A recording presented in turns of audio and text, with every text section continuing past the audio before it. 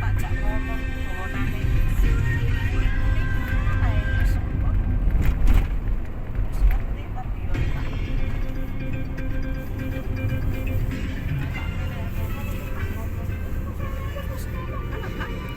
Lintasan Informasi Suara Surabaya Pariwara. Jam 12 saya Adit Jufriansah. Kawan Pratikno Menko Bidang Pembangunan Manusia dan Kebudayaan minta sejumlah kementerian dan lembaga evaluasi keamanan bangunan pendidikan secara menyeluruh, belajar dari insiden ambruknya musola Pondok Pesantren Al-Fauzini Sidoarjo.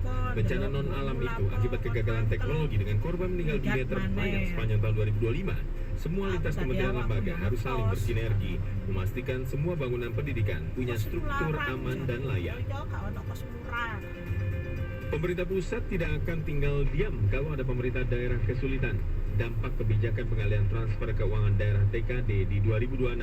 Kata Tito Karnavian Mendagri, pemerintah siap turun tangan memberikan pendampingan dan solusi, asalkan daerah yang melakukan latihan penataan ulang anggaran secara mandiri. Kebijakan pengalihan TKD bukan untuk melemahkan kinerja daerah, tapi mendorong tata kelola keuangan yang lebih efektif dan tepat sasaran. Dari mancanegara, kawan Kementerian Transportasi Cina memberlakukan bea pelabuhan khusus untuk kapal yang dioperasikan perusahaan, organisasi, dan individu asal Amerika Serikat. Berlaku mulai 14 Oktober. Kapal-kapal yang dikenai bea pelabuhan khusus juga mencakup kapal yang dioperasikan entitas tempat perusahaan, organisasi, dan individu Amerika. Mempunyai saham kepemilikan langsung atau tidak langsung sebesar 25%. Misi bantuan perbatasan Uni Eropa di titik penyeberangan Rafah akan kembali beroperasi. Guido Crosetto, Menteri Pertahanan Italia bilang, pembukaan itu sesudah kesepakatan gencatan senjata antara Hamas dan Israel tercapai. Rencananya penyeberangan dibuka kembali 14 Oktober. Terakhir kawan dari dunia olahraga, AS Monaco memecat Adi Hutter pelatih sesudah 2 musim terakhir menangani klub Ligue 1. Pemecatan itu sesudah hasil buruk Monaco, sekali menang dalam 5 pertandingan terakhir dalam semua kompetisi. Sebastian Pocognoli, pelatih Union Saint-Song Gilloise asal Belgia, jadi kandidat utama pengganti Hutter. Pernah membawa Monaco finish posisi 3 besar Ligue 1 2 musim terakhir. Selanjutnya Monaco dijadwalkan tandang ke Angers 18 Oktober dalam laga lanjutan Ligue 1, sebelum menjamu Tottenham Hotspur dalam pertandingan Liga Champions 23 Oktober.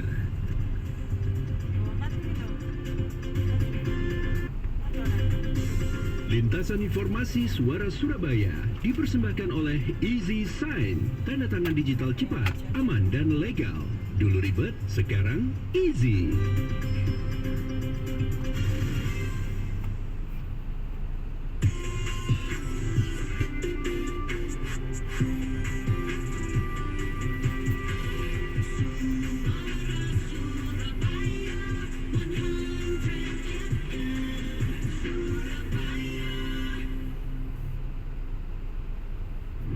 Cukup cuaca aja ya yang kemarau, kulit kita jangan. Pakai pelindung tubuh seperti topi atau tabir surya saat aktivitas di luar ruangan, terutama mulai jam 10 pagi sampai 4 sore. Tandanya ini berarti jam 12 lewat 4 menit Anda harus menambah pengaman untuk kulit Anda ketika di luar ruangan. Kalau di dalam mobil mungkin juga perlu ditambah kacamata hitam, atau juga memastikan Anda jangan sampai dehidrasi. Kita berkelana kata kembali kawan, saya Fitriana Ayu yang melanjutkan bergantian dengan Kemala Andini untuk jam 12 lewat 4 menit di hari Sabtu 11 Oktober 2025. Pantauan suhunya cukup panas ya, 34 derajat. Kalau di tempat Anda berapa derajat suhunya?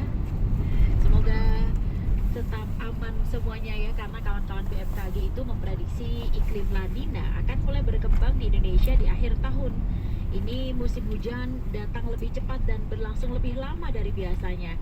Saat ini masih masuk musim kemarau, tapi perlu diwaspadai nanti mulai bulan depan sampai beberapa bulan lagi kita akan mengalami musim hujan yang cukup lama. Informasi yang disampaikan BMKG begitu kawan.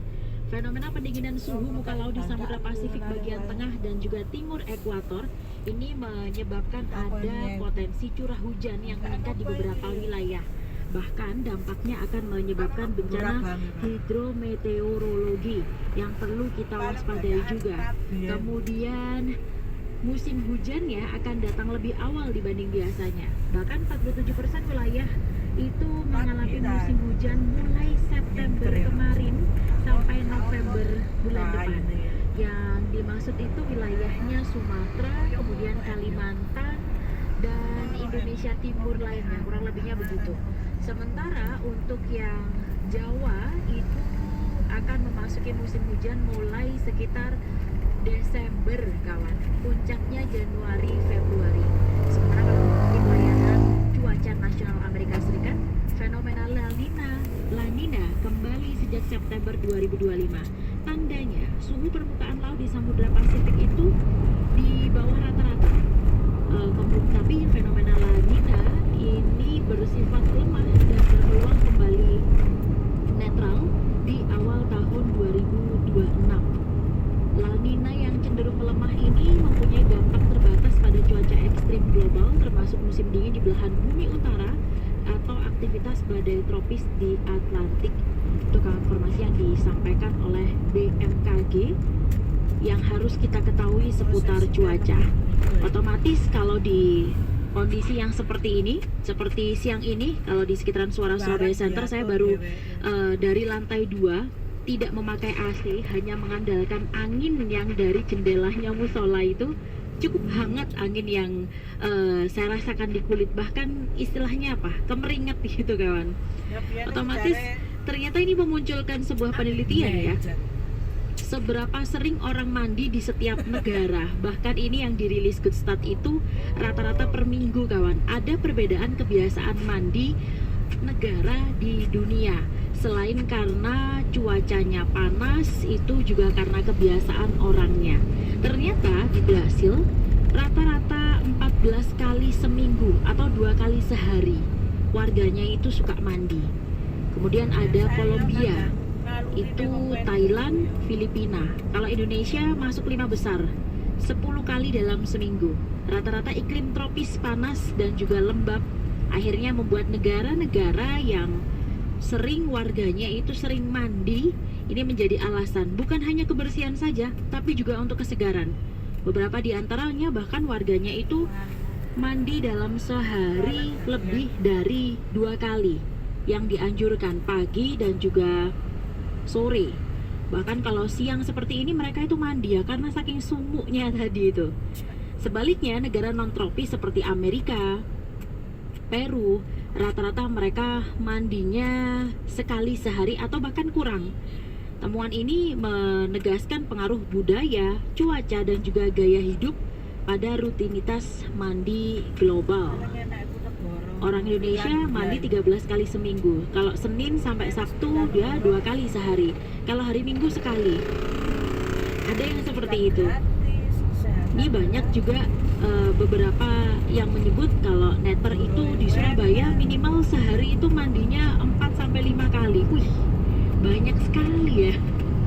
Ini berarti aktivitasnya di rumah saja kah atau di luar? Kalau di luar kan ya rasanya agak susah ya. Mandinya di mana? Otomatis kan harus memilih tempat-tempat yang lebih nyaman gitu ya untuk bebersih, beberes dari untuk mendapat kebersihan dan tentunya kesegaran.